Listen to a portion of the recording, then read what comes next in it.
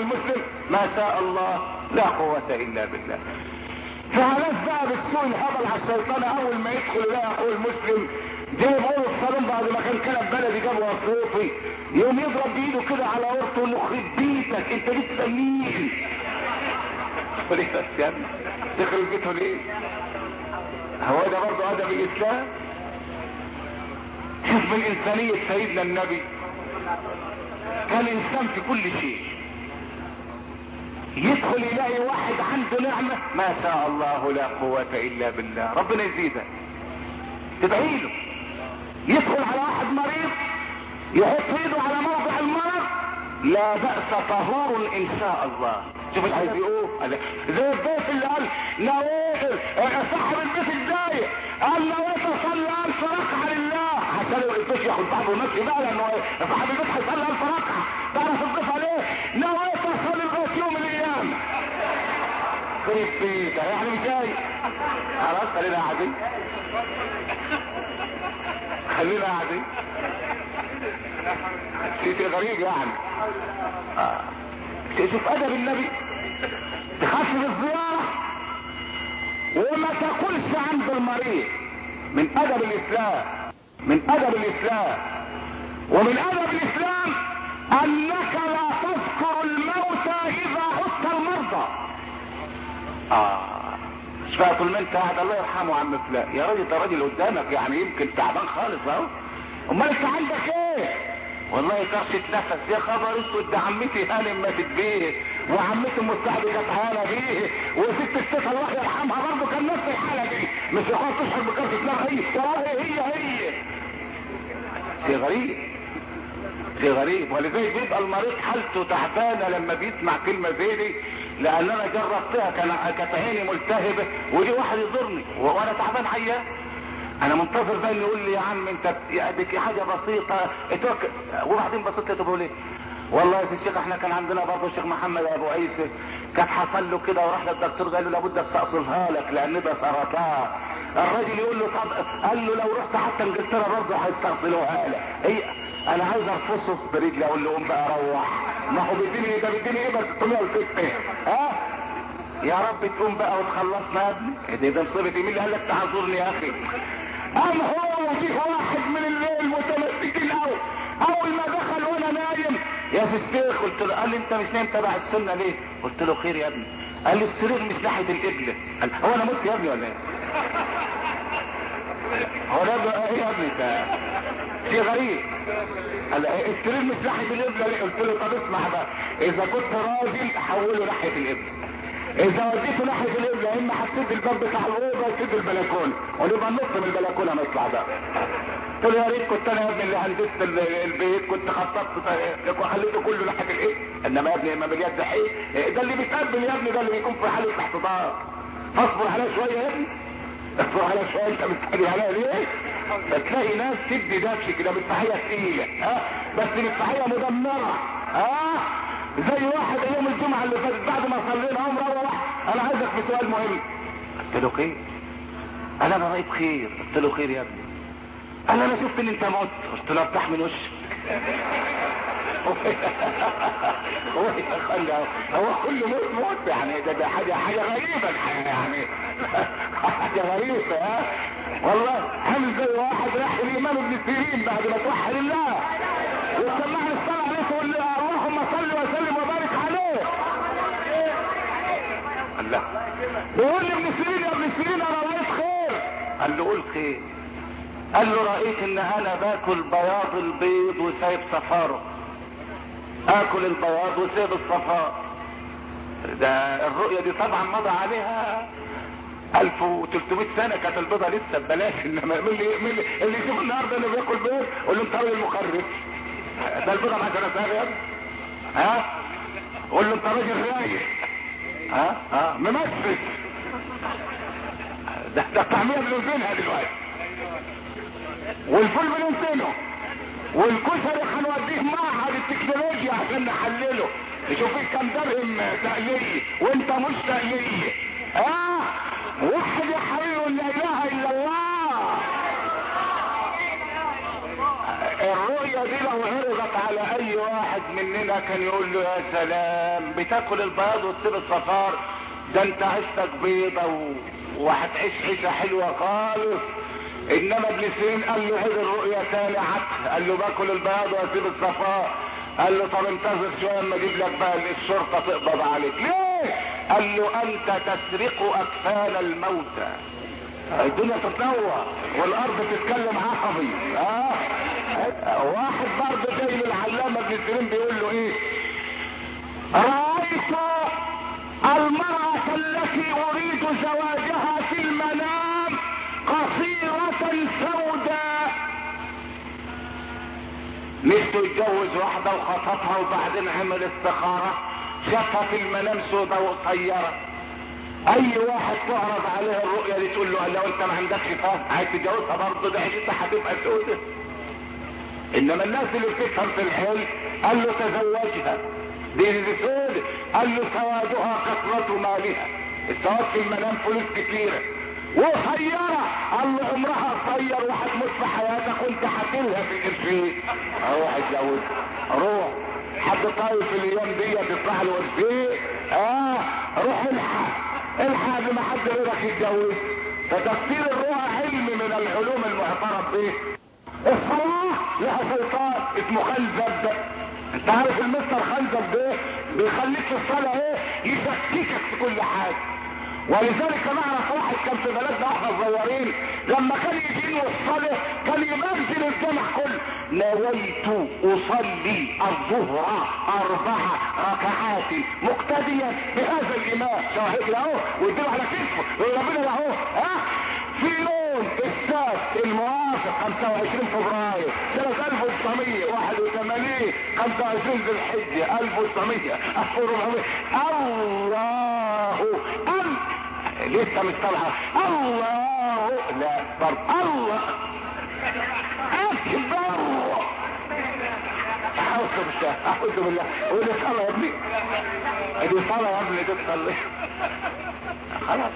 مين اللي هيعرف منه بقى جنب الشيخ اللي بينه ده؟ مش حد بيه. ولذلك واحد كان ينوي الامام مره قال له يا ابني عشان تصلي معانا العشاء ابقى له من امبارح عشان تحصل.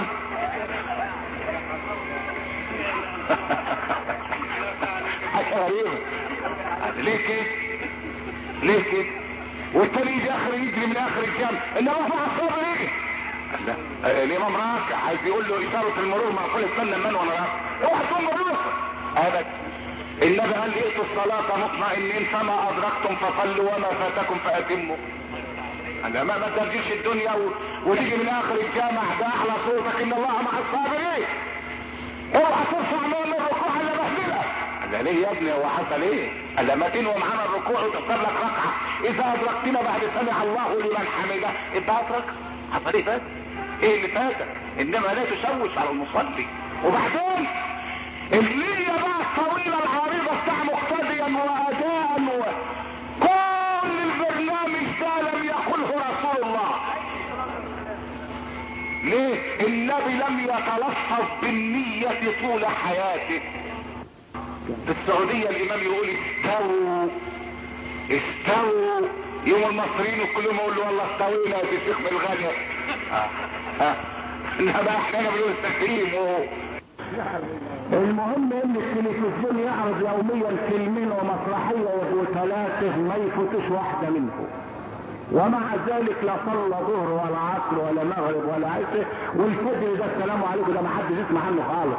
الراجل بيقول ايه؟ بيقول الصلاه خير من النوم. يقول له جربنا لقينا النوم خير من الصلاه. وفر على نفسك مش مصليه. شوف ولذلك بيسأل واحد موظف بيقول له الشهر حاله ايه معاك؟ عامل ايه؟ الشهر عامل ايه معاك؟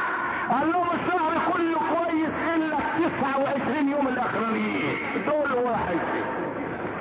احنا هنا نقول يلا نخطف المغرب، نخطف يلا نخطف العصر. بقى هو كل عيشتنا خطف حتى في الركعتين اللي هنصليهم ربنا؟ كفايه خطف بقى، كفايه خطف. شوف النبي لما كان يحب يصلي كان يقول ايه؟ كان يقول ارحنا بها يا بلال. ارحنا بها يعني افتح الصيدليه عايزين ناخد حبايتين، عايزين ناخد شويه دواء شرب كده نهدي اعصابنا. ايه الحبيتين ركعتين لله يدخل في الصلاة. ولذلك النبي علمنا كده، النبي علمنا كده بعد ما توحد تقول لا اله الا الله. لا اله الا الله. النبي علمنا قال اذا غضب احدكم فليتوضا فان الوضوء بالماء وان الغضب من الشيطان وان الشيطان من النار ولا يطفئ النار الا الماء. داخل من بيتي تعبان طول النهار، المواصلات مبهدلاني، وبعدين دخلت البيت اول ما جمع فتحت الباب قالت الحق الجيران ابن الجيران موت الواد ابننا، ضربوا ضرب لما عدم. طب استني لما الراجل بس ياخد راحته وياخد نفسه، الراجل جاي مفرهد من بره، استني دقيقتين لله الله يبارك فيك ويهدينا واياك يا متعبه هانئ استنى. انما كله على ودنه كده. بس دي درجه كام مواصلات، ده انا عندي المواصلات لو الواحد حتى راح الشغل ونام هناك على المكتب بياخد مرتب على المواصلات، ده الخطه مؤبده. هو السجين بيدوله 7 في اليوم خلاص، يعني السبيل لما يرتاح لما يقول يا رب يا هادي لما حتى يتوضا لله. لا ان ما كنتش تنزل دلوقتي تجر الولد وتضربه لما تهزمه زي ما عدم حوده، ما انت ما تحب نفسه. طيب يا حود مدد يا سيدي حود. ها احنا بقى عايزين نثبت امام المدام ان عنتر بن شداد ولقد ذكرتك والرياح والرماح نواهل مني وبيض الهند تقطر من دمي. خلاص بقى البطوله كلها فين الولد ابن كذا وابن كذا، لو كان ابوه راجل يصلح لك ابوه اي لابد يثبت الراجل، امال الكلام ده ايه؟ ما لابد يثبت الراجل. فيدخل الثاني المطبخ يلطش سكينه البصل وطماطم، يبقى واحد قرن غزال والثاني سكينه بصل، مدفعيه مين به يعني مضاد للبصل، ومدفعيه قاف غير يعني قرن غزال. او احنا نحب كده والله اللي نحب كده. يا ريت نستعمل قرن غزال مع الجماعه اليهود ابدا، مع بعض نذبح بعض كويس قوي ونبادل بعض كويس. ما فيش ابدا كل العفو وامر بالعرف، ما فيش يدفع بالتي هي احسن، فاذا الذي بينك وبينه عداوه كانه ولي حميد. ما فيش الكاظمين الغيظ والعافين لا عافين عن الناس ايه؟ ده كان زمان، انما احنا في عصر محمود المليجي وفريد ثوري اشتغل يا ابو الدبل. هذه المسألة افلام بطبيعة الافلام يا سيدي، واخدين كورس افلام، بنتغذى بالافلام، بنتغذى افلام ونتحسى افلام وهكذا. وبعدين مسكوا ببعض، واحد راح الدمرداش والثاني راح في انجلترا، وحوده لعب مع سمعه الملك ولا كتاب وانتهت الان. خلاص مش اللي بيحصل كده. ولذلك شوف النبي بقى بيقول ايه، شوف بقى النبي بيقول ايه بعد ما سمعنا الصلاه عليه اللهم صل عليه. انما اللي ياكل الساعه 2 بالليل وينام ما هو لابد يحلم بكوابيس كبسه على نفسه، ويقول لك ده انا طول الليل في كابوس كان هيموتني. قال لي طب ما انت اكلت ونمت، وبعدين لقمة الليل دي لقمة تكون خفيفة، يعني لقمة العشاء تكون خفيفة عشان انت هتمتثل للنوم بعد كده. الجهاز الهضمي يشتغل خلاصيه، ما تكربجوش، ما تخلوش يمشي بسرعة 100 كيلو في الساعة، لا خليه يمشي على مهل. انما ما الواحد ما ياكلش بقى حلة محشي ببنجان ويقول لك انا كنت مكبوس. ده انت مش مكبوس وبس، ده انت عايز دبابة لابد تنكبس. ولذلك اهل زمان قالوا من اراد الشفاء فليعرض نفسه قبل النوم على الخلاء، يعني قبل ما تنام تروح دورة المية. شوف الكلام الحلو، عشان تنظف الجهاز البولي وتنام مرتاح، وتنام مرتاح. من اراد الشفاء فليعرض نفسه قبل النوم على الخلاء.